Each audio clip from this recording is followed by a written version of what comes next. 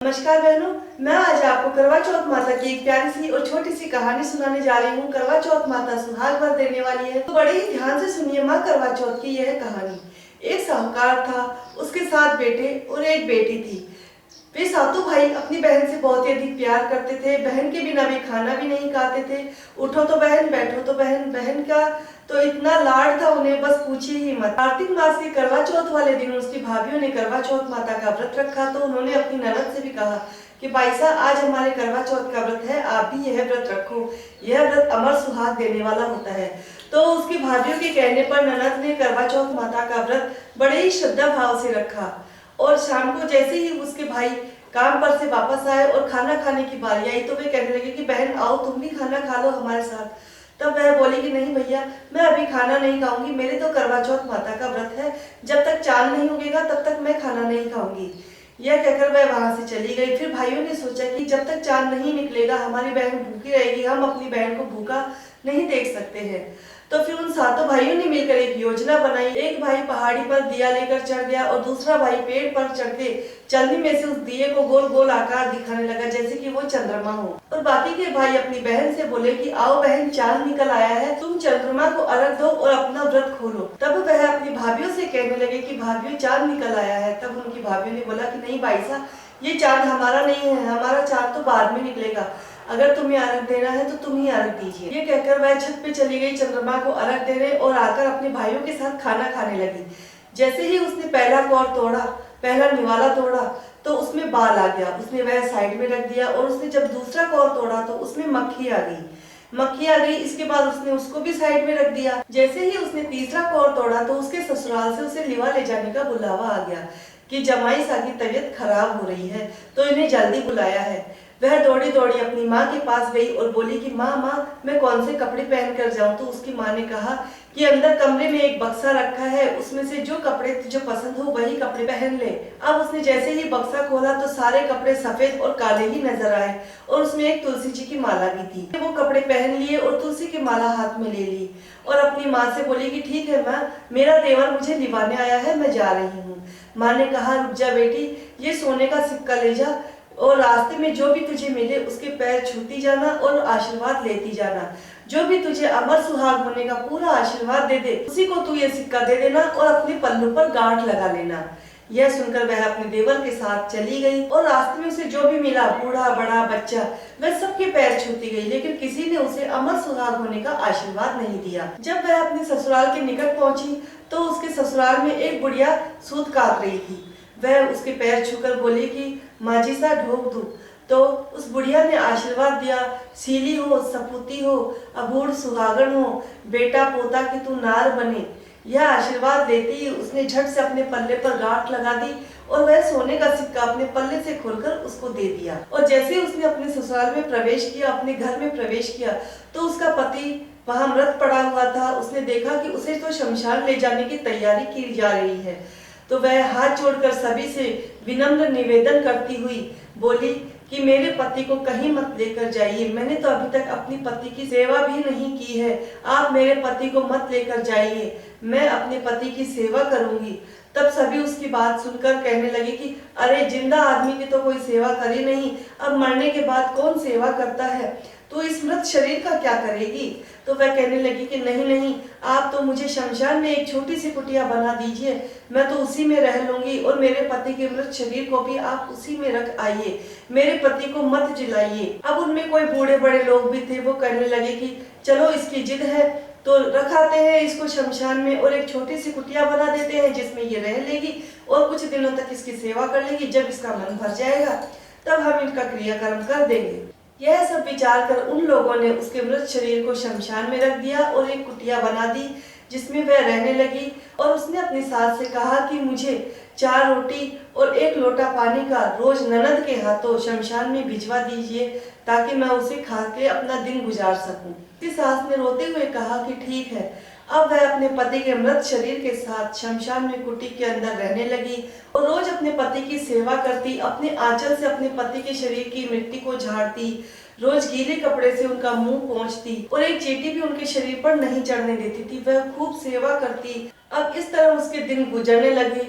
अब इंतजार करते करते माघ मास की चौथ माता आई तो उसने माँ से हाथ जोड़कर कहा कि हे माँ, आप मेरे पति को जीवित कीजिए, मेरा सुहाग मुझे वापस लौटाइए। यह कहकर वह चौथ माता से विनती करने लगी, लेकिन चौथ माता ने उससे कहा कि हे 7 भाइयों की लाडली बहन, दिन में चांद देखकर व्रत खोलने वाली, मैं तुम्हारा सुहाग नहीं लौटा सकती हूँ। तुम्हारा सुहाग तो हम सब में जो बड़ी बहन है करवा चौथ, उन्होंने लिया है, तो उसी के पेड़ पर वही तुम्हारा सुहाग देगी। यह कहकर चौथ माता वहां से अंतर्ध्यान हो गई। अब फिर वह करवा चौथ माता का इंतजार करने लगी। ऐसे इंतजार करते करते वैशाख मास की चौथ भी आई तो वह वैशाख मास की चौथ माता के चरणों में गिर गई और माँ से कहने लगी कि माँ, मेरा सुहाग मुझे वापस दीजिए, मैं भाइयों के भ्रम में दिन में चांद देकर खाना खा लिया था, मुझे क्षमा कर दीजिए, मेरी गलती के लिए मैं क्षमा प्रार्थी हूँ। तब माता ने कहा कि नहीं, मैं तुम्हारा सुहाग नहीं लौटा सकती। तुम्हारा सुहाग मैं कैसे लौटा सकती हूँ?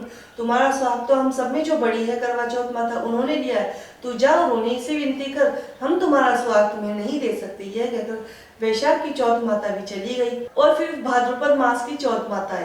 भादो मास की चौथ माता जब आई तो वो बड़ी ही गुस्से में थी और उन्होंने कहा कि दिन में चांद देखने वाली, भाइयों की लाडली, तूने तो अपने पति को अपने हाथों ही मार डाला, तूने तो अपना सुहाग अपने हाथों ही उजाड़ डाला। तब उसने माँ से विनती करी कि माँ, मुझे माफ कर दो, मैं भाइयों की बातों में आ गई थी, मुझे माफ कर दो। वो मेरे भाई नहीं थे, वो मेरे दुश्मन थे, जिन्होंने मुझे दिन में ही चांद दिखाकर अर्घ दिलवा दिया और मुझसे खाना खाने के लिए कहने लगी।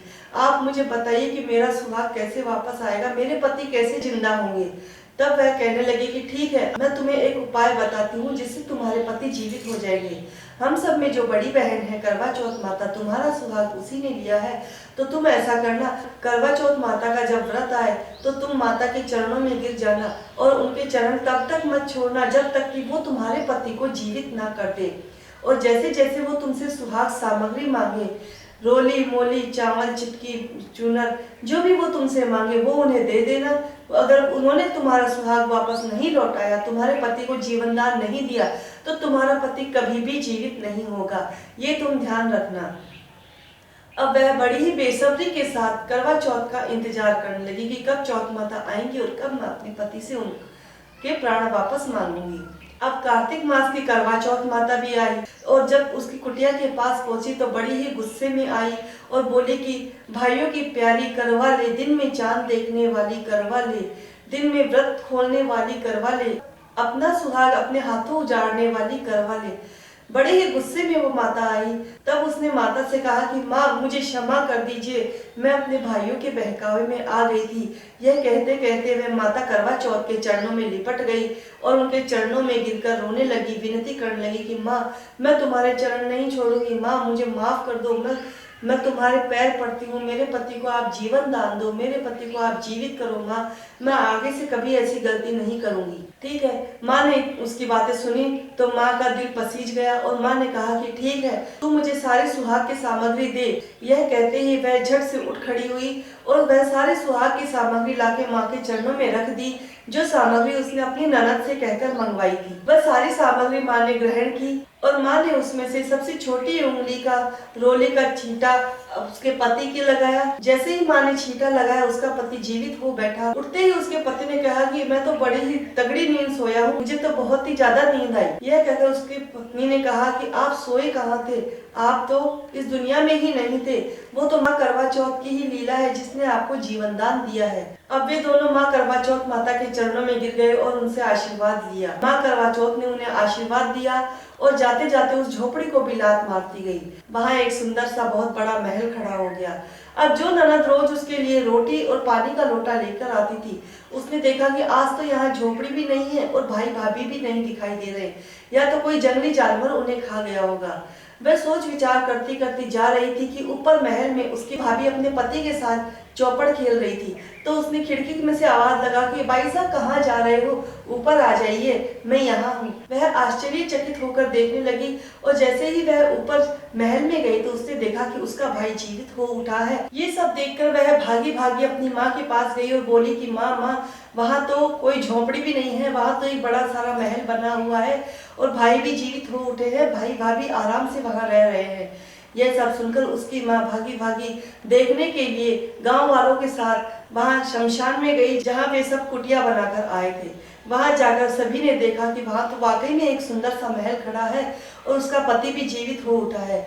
यह सब देखकर वे पूछने लगे कि ये सब क्या है। तब बहू ने कहा कि ये सब तो चौथ माता की ही लीला है, उन्होंने ही मेरे पति को जीवित किया है। मैंने करवा चौथ माता का व्रत खंडित कर दिया था, जिसकी सजा मुझे मिली, और ये करवा चौथ माता की ही लीला है कि आज मेरे पति आप सभी के सामने जीवित खड़े हैं। तब सास अपनी बहू के चरणों में गिर पड़ी और बोली कि बहू, ये सब तुम्हारे ही कारण संभव हुआ है, नहीं तो हम तो अपने बेटे को शमशान में जलाने के लिए भेजने ही वाले थे। तुम्हारे ही पुण्य कर्मों से आज मेरा बेटा मेरे सामने जीवित खड़ा है। तब वह बोली कि नहीं माँ जी, ये सब मेरा नहीं, ये तो चौथ माता की लीला है, उन्होंने ही मेरे पति को और आपके बेटे को जीवन दान दिया है। गांव वालों ने भी चौथ माता का यह चमत्कार देखा और बड़े ही ढोल ताशे बजाकर गाजे बाजे के साथ बेटे और बहू को अपने गांव में वापस लाए, अपने घर में उनका गृह प्रवेश करवाया। हे चौथ माता, आपसे हमारी यही विनती है कि आप सबको अमर सुहाग दीजिए, सबके कष्ट दूर कीजिए। तो बहनों, यह थी हमारी प्यारी सी करवा चौथ माता की कहानी। आप सभी को हमारी ये कहानी पसंद आए तो प्लीज हमारी इस कहानी को लाइक कीजिएगा, शेयर कीजिएगा, और हाँ, अगर अभी तक हमारा ये चैनल आपने सब्सक्राइब नहीं किया है तो प्लीज हमारे इस चैनल को भी आप सब्सक्राइब जरूर कर लीजिएगा, ताकि और भी आने वाली जो कहानियां हैं, जो भजन है, वो आप सभी तक पहुंच सके। बोलिए अमर सुहाग देने वाली माँ करवा चौथ माता की जय हो।